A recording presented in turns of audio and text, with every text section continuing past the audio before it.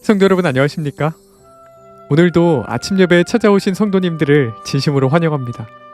우리는 어떻게 성화되고 어떻게 장성한 자로 성장하게 될까요?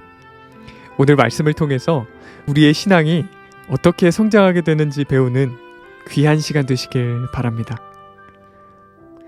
이제 기도하겠습니다. 하늘에 계신 아버지, 오늘도 아침 예배로 하루를 시작할 수 있도록 인도해 주셔서 감사합니다. 교회를 오래 다녔지만 신앙이 어떻게 성장하고 어떤 경험을 해야 할지 잘 몰랐습니다. 오늘 말씀을 통해서 우리에게 가르쳐 주시고 알려주시는 말씀을 마음 깊이 받아들이고 삶에 적용하여 하나님께 기쁨이 되는 삶을 살기를 원하오니 인도하여 주시옵소서. 목사님께서 말씀을 선포하실 때 성령 하나님 함께하여 주셔서 듣는 성도들의 마음에 크게 역사하여 주시옵소서. 예수님의 이름으로 기도드립니다. 아멘. 오늘은 목사님께서 특별한 말씀을 준비해 주셨습니다. 함께 묵상할 제목은 어린아이가 장성한 자로 성장하는 방법 2부입니다. 이제 목사님께서 권면의 말씀을 전해 주시겠습니다. 안녕하십니까? 오늘 우리는 그리스도인이 장성한 자로 나가는 경험에 대해서 묵상해 보겠습니다. 어제 우리는 고린도전서 13장 전반부를 살펴보았습니다. 거기서 참된 사랑이 무엇인지 살펴보았습니다. 오늘은 고린도전서 13장의 그 후반부에 나오는 장성한 자로 나가는 신앙에 대해서 묵상하도록 하겠습니다. 고린도전서 13장에서 펼쳐가는 바울의 논리는 먼저 참된 사랑이 무엇인가를 말한 다음에 그 사랑을 기반으로 해서 그리스도인이 장성한 자로 성장할 수 있다라는 것을 말하고 있는 것입니다. 자, 이제 장성한 자의 경험을 살펴보도록 하겠습니다. 자, 이제 11절의 말씀을 보겠습니다. 고린도전서 13장 11절입니다. 내가 어렸을 때는, 자, 바울이 어렸을 때가 언제입니까? 바울이 3살 때 뭐 그런 얘기입니까? 아니에요. 영적으로 내가 어린이였을 때, 다시 말해서 내가 그리스도를 만나기 이전에 바리새인이었을 때 그 말씀을 하는 것입니다. 바울이 바리새인이었을 때 어땠을까요? 어렸다는 것입니다. 진리가 무엇인지 몰랐다는 것입니다. 양 잡고 제사 드리고 의식을 열심히 행하면 그것이 의의 경험이라고 생각했던 것입니다.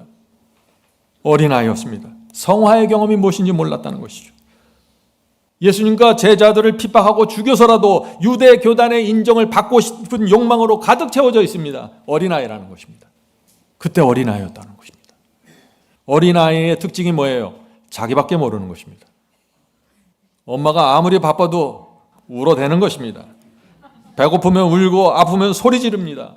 육체의 본성에 따라 끌려다니는 것입니다. 어린아이입니다. 어린아이는 참고 인내하면서 진리를 세우고 충성하고 이런 거 전혀 모릅니다. 어린아이입니다. 오늘날 그런 그리스도인들이 얼마나 많은지 모릅니다. 그러면서 본인은 사랑이 충만하다고 말합니다. 참 눈물이 나옵니다. 고린도전서 13장 11절입니다. 내가 어렸을 때는 말하는 것이, 자, 어린아이일 때 특징을 보세요. 내가 어렸을 때는 말하는 것이 어린아이 같고 깨닫는 것이 어린아이 같고 생각하는 것이 어린아이와 같다가, 어린아이가 뭐예요? 말하고 깨닫고 생각하는 이 3가지 면이 어린아이라는 것입니다. 어린아이 같다가 장성한 사람이 되어서는 어린아이의 일을 버렸노라. 여기서 분명히 나오죠? 자, 질문 드리죠. 내가 영적인 어린아이인지 아닌지 어떻게 알 수 있습니까? 바울이 그리스도의 성장의 기준으로 제시하는 이 3가지가 무엇입니까? 여러분들 이제 아시죠? 말하는 것, 깨닫는 것, 생각하는 것입니다. 이 3가지가 어린아이 같고 유치하고 자기밖에 모르고 자기 감정밖에 모르면 아무리 오래 교회 다녔어도 어린아이라는 것입니다. 이 3가지의 영적인 경험이 깊어지고 깊어지면 장성한 자가 된다는 것입니다. 성도 여러분, 저는 바울이 이렇게 아주 단순하게 설명해 줘서 너무나 감사합니다. 장성한 자에 대한 모든 안개 같은 안개가 사라져 버리는 것입니다. 어떤 분들은 나이가 60이 넘어가는데 말하고 깨닫고 생각하는 것이 어린아이입니다. 이게 나이가 든다고 달라지질 않아요. 참 이게 답답한 거예요. 자기밖에 몰라요. 60이 넘어갔는데 말이죠. 어떤 분들은 평생 교회 다니는데 말씀과 성령으로 인도하심을 받아서 말씀과 성령의 감동으로 말하고 생각하고 행동하는 것이 무엇인지 모르는 것입니다. 어린아이입니다. 성장이 무엇인지 모른 채 무덤 속에 들어가는 그리스도인들이 얼마나 많은지 모릅니다. 그러나 어떤 분들은 말하고 생각하고 행동할 때 성령께서 그 마음과 양심을 지도하십니다. 말을 멈춰야 할 때 멈추고 생각을 바꿔야 할 때 바꾸면서 살아가는 것입니다. 인격과 성품이 그래서 계속해서 성장해 가는 것입니다. 자, 질문 드리죠. 교회를 수십 년 다녔는데 왜 어린아이처럼 자기밖에 모를까요? 참 이것도 이상하죠. 도를 한 3년, 10년만 닦아도 많이 달라지는데 이상하게 교회는 3년, 30년을 다녀도 안 달라져요. 이게 어떻게 된 일이에요 도대체? 교회를 수십 년 다녔는데 왜 어린아이처럼 자기밖에 모를까요? 왜 자기를 부인하고 십자가를 지는 성숙함으로 나가지 못할까요? 첫 번째는요, 장성한 자로 이끌어주는 그 강력한 복음을 만나지 못했기 때문입니다. 그래서 어린아이로 사는 것입니다. 죄와 유혹에 강력하게 저항해서 승리하는 것이 무엇인지 모른 채 교회 다니는 것입니다. 그래서 어린아이로 자기도 모른 채 어린아이처럼 살아가는 것입니다. 둘째, 성령께서 양심을 통해서 알려주시고 책망하시고 인도하실 때 따라가는 그 경험이 무엇인지 모르는 것입니다. 그래서 교회는 오래 다니는데 어린아이가 되는 것입니다. 셋째, 주님을 감사와 충성으로 따라가는 경험이 무엇인지 모르는 것입니다. 그래서 신앙에 대해서 말하고 신앙에 대해서 깨닫고 생각하는 그 수준이 어린아이 같습니다. 영적인 대화를 나누려고 하면 자꾸 피하는 것입니다. 자기 모르기 때문에. 성도 여러분, 의의 경험이 무엇인지 모르면은 교회를 수십 년 다녀도 어린아이 수준에서 벗어나지 못하는 것입니다. 제가 여러분에게 간절하게 정말 말씀드리고 싶은 것은 절박한 심령으로 이것이 무엇인가 살펴야 된다는 것입니다. 반드시 하나님께서 보여주십니다. 살피는 자에게는. 자기를 부인하고 십자가를 져야 할 어린이 되어야 하는데 그것이 모르는 것입니다. 자신이 잘못된 감정과 충동을 십자가에 못 박아야 되는 상황인데 그때도 여전히 자기 욕심과 이기심을 채우는데 급급한 것입니다. 어린아이면 그렇게 된다는 것입니다. 어린아이면. 고난과 시련 속에서 말씀과 성령으로 믿음과 위로와 용기를 얻어야 되는데 그것이 모른 채 이 세상을 살게 되는 것입니다. 얼마나 힘들까요? 그런 사람과 대화하면 어떻습니까? 정말 안타깝습니다. 성령께서 양심 속에서 네가 잘못한 거야, 바로 이것이야 라고 가르쳐줘도 깨닫질 못합니다. 그런 사람을 권면하고 도와주는 것은 거의 불가능합니다. 바울은 장성한 자는 어린아이의 일을 버린다고 선포합니다. 자, 그 말씀 다시 한번 읽어보죠. 장성한 사람이 되어서는 어린아이의 일을 버렸노라. 바울 자신의 경험입니다. 이것이. 성령께서 우리를 장성한 자로 인도해 주시길 제가 간절히 바랍니다. 자, 히브리서에도 장성한 자의 진리가 펼쳐집니다. 히브리서는 누구에게 쓴 편지서죠? 히브리인들, 유대인들에게 쓴 편지서입니다. 자, 히브리서 5장 보겠습니다. 5장 12절부터 14절. 장성한 자의 말씀입니다. 때가 오래므로 너희가 마땅히 선생이 될 터인데. 자, 무슨 뜻입니까? 너희 유대인들은 오랫동안 하나님을 믿었잖아. 너희가 성경을 기록했고 너희가 성소를 만들었잖아. 너희는 이제는 선생이 되고도 남을 나이인데 이렇게 말하는 것이에요. 아직 어린아이냐? 왜 아직 너희는 어린아이냐? 너희가 다시 하나님의 말씀의 초보가 무엇인지 누구에게 가르침을 받아야 할 것이니. 무슨 뜻이에요? 의의 경험을 기초부터 다시 배우라는 것입니다. 지금 너희들이 아무리 오래 밀었어도 너희들이 성경을 기록해서도 소용없어. 너희 조상이 아브라함이라도 소용없어. 너희는 의의 경험을 몰라. 다시 시작해. 이 말씀을 하는 거죠. 젖이나 먹고 단단한 식물을 못 먹을 자가 되었도다. 어린아이는 뭐예요? 이빨이 없어서 단단한 식물 못 먹잖아요. 단단한 식물이 뭐예요? 지금 여기서 히브리서가 말하는 단단한 식물이 뭐예요? 의의 경험을 말하는 것입니다. 하나님께 생애를 드리고 말씀과 성령께 순복하는 이 경험을 너희는 먹지 못하잖아. 회개하고 승리하는 의의 경험이 단단한 식물인데 너희는 그걸 먹지 못하고 날마다 기초교리만 공부하고 있잖아. 그 말씀을 하는 거예요. 13절입니다. 대저 젖을 먹는 자마다 어린아이니 의의 말씀을 경험하지 못하는 자요. 분명하죠? 단단한 음식이 뭡니까? 의의 말씀입니다.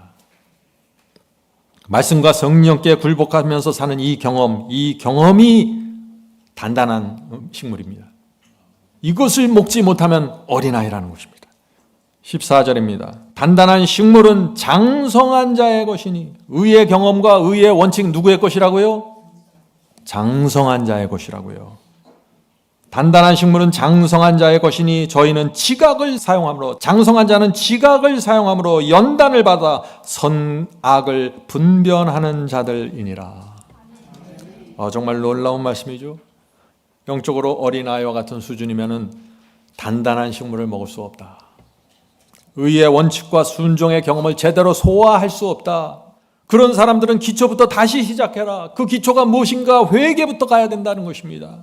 회개하는 심령으로 주 앞에 나가 간절한 심령으로 주여 저를 양육시켜 주옵소서. 단단한 식물을 먹을 수 있는 사람으로 세워주시옵소서. 간절히 매달려야 된다는 것입니다. 질문드리죠. 바울은 히브리서 5장 14절에서 장성한 자는 지각을 사용해서 연단을 받아 선악을 분별한다고 했는데 이것이 어떤 경험입니까? 하는 질문입니다. 중요한 질문이죠. 세 가지 특징입니다. 첫 번째 특징은 장성한 자는 지각을 사용한다고 했습니다. 히브리서의 말씀이죠. 지각을 사용한다는 것이 뭐예요? 이성과 양심을 사용해서 말하고 깨닫고 생각한다는 것입니다. 지각을 사용해서. 그래서 참아야 할 때 참고 겸손해야 될 때 겸손하고 나를 부인하고 십자가를 져야 할 때 그렇게 한다는 것입니다. 지각을 사용하기 때문에 안다는 것입니다. 상황마다 기도하면서 지혜를 구한다는 것입니다. 그것이 지각을 사용하는 장성한 자의 특징이라고 지금 말하고 있는 것입니다. 자, 두 번째, 장성한 자의 두 번째 특징은 연단을 받습니다. 장성한 자는 하나님께서 연단시키기 위해서 시험과 환난을 허락하실 때, 고난을 허락하실 때 겸손하게 주의 뜻을 따릅니다. 발버둥치지 않습니다. 하나님 왜 나에게 이런 것을 주십니까? 하고 저항하지 않습니다.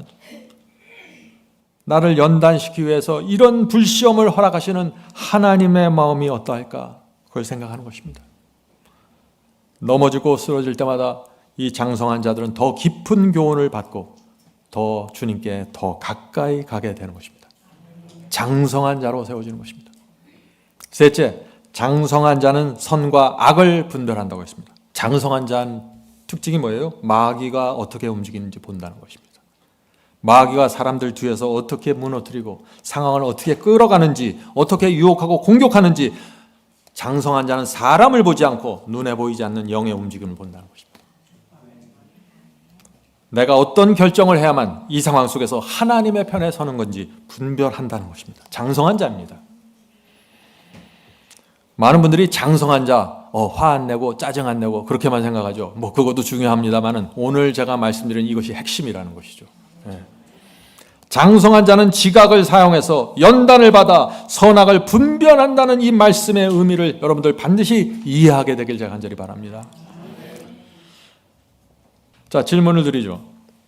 주의 보혈로 죄 사함 받고 회개한 사람이 장성한 자로 나가는 과정이 무엇입니까? 중요한 질문입니다. 우리가 죄 사함 받고 회개했다고 바로 장성한 게 아니에요. 장성한 자로 나가는 과정이 있습니다. 시작점은 뭐예요? 죄 사함 받고 회개하는 것이죠. 그 시작하는 것이에요. 회개하고 죄를 버린 사람도요, 여전히 시야가 좁습니다. 많은 분들이 바이블 칼리지 공부하면 다 끝났다고 생각하죠. 이제 시작이라는 것입니다. 장성한 자가 되는 과정에는 반드시 시야가 넓어지는 과정이 필요한 것입니다. 시야가 넓어져야 됩니다. 어린아이를 한번 생각해 보죠. 갓 태어난 어린아이의 시야 좁습니까? 넓습니까?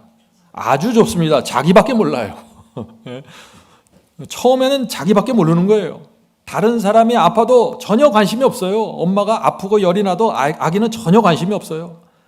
그러나 자기가 조금만 아프면 어떻게 해요? 난리 나죠. 난리 납니다. 자기가 조금만 고통스럽고 불편하면 참지를 못해요. 어린아이입니다.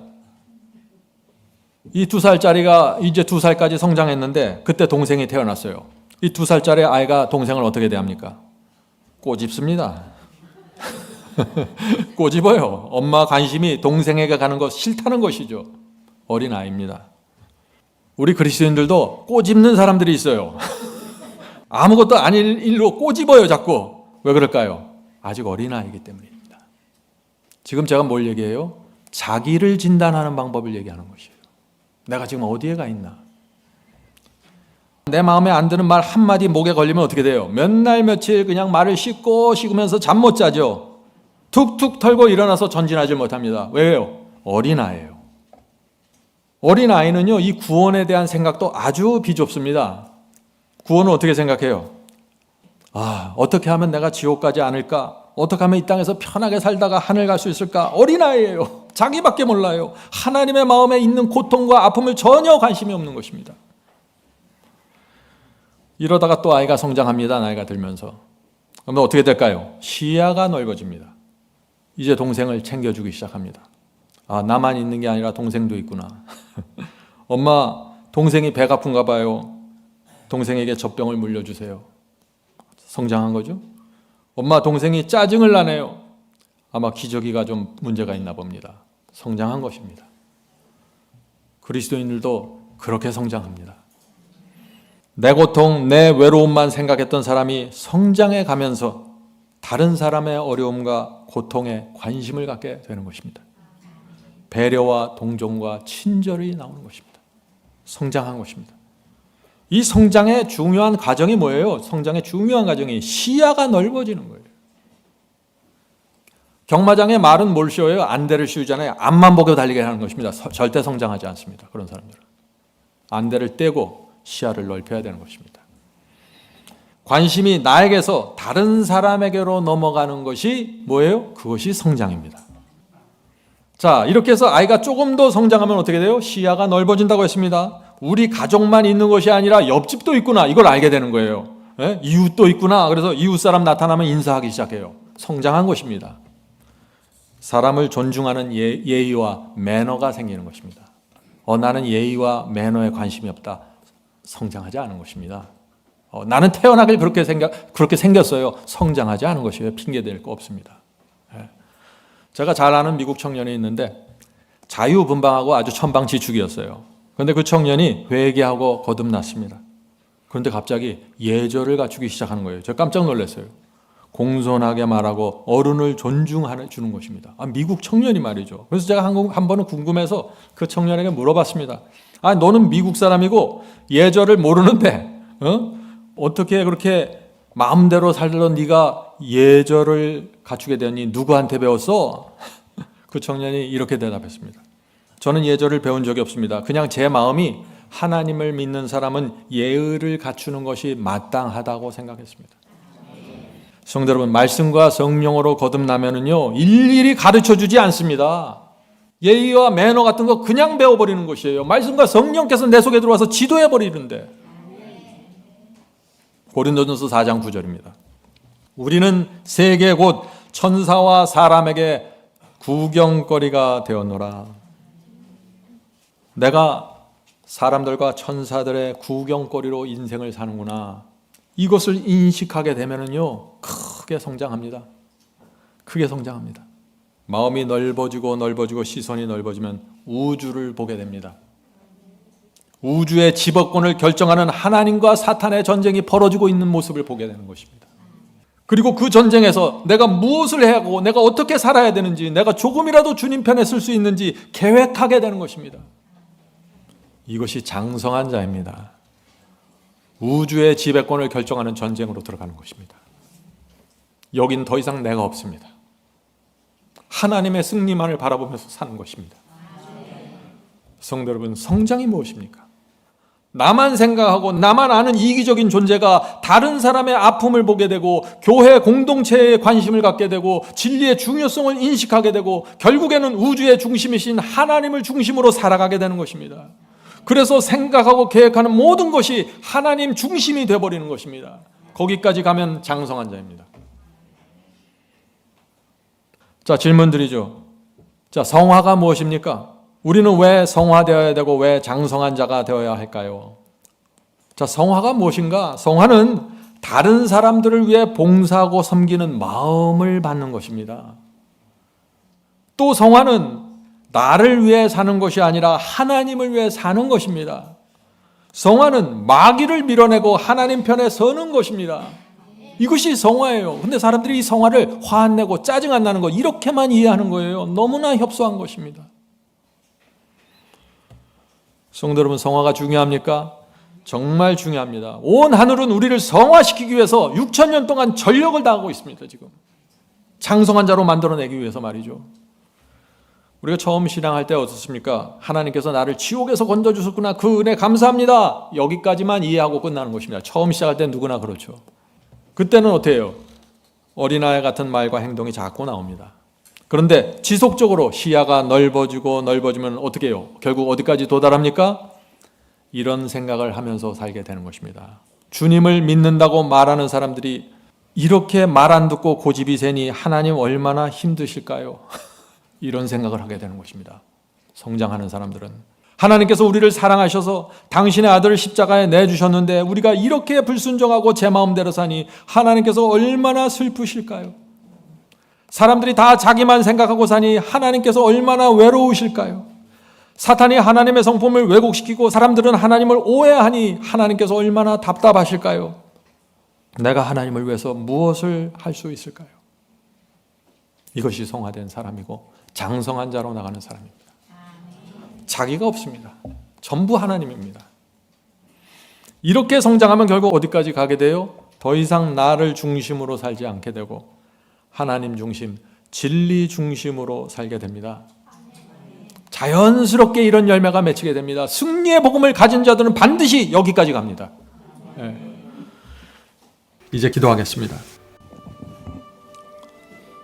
하늘에 계신 저희들의 아버지, 하나님의 마음을 보여주셔서 감사합니다.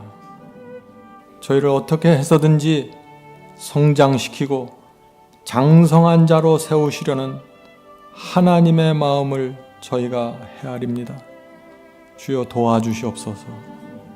오랫동안 주님을 믿었지만 저희 속에 아직도 어린아이와 같은 것들이 숨겨져 있습니다.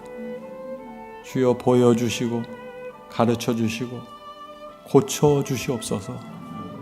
저희가 이제 고치길 원합니다. 어린아이의 일을 버리기를 소망합니다. 주여 늘 저희 가까이 오셔서 말씀으로 지도해 주시고 성령으로 인도해 주시옵소서. 저희 마음은 정말 고치길 원합니다. 소망합니다. 저희의 부족함을 주께서 아시오니 오셔서 인도하시고 또 저희를 위로해 주시옵소서.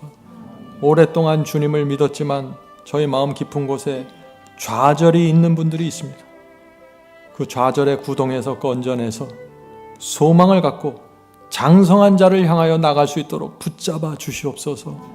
반드시 가능하다는 그 복음의 희망을 붙잡을 수 있도록 도와주시옵소서.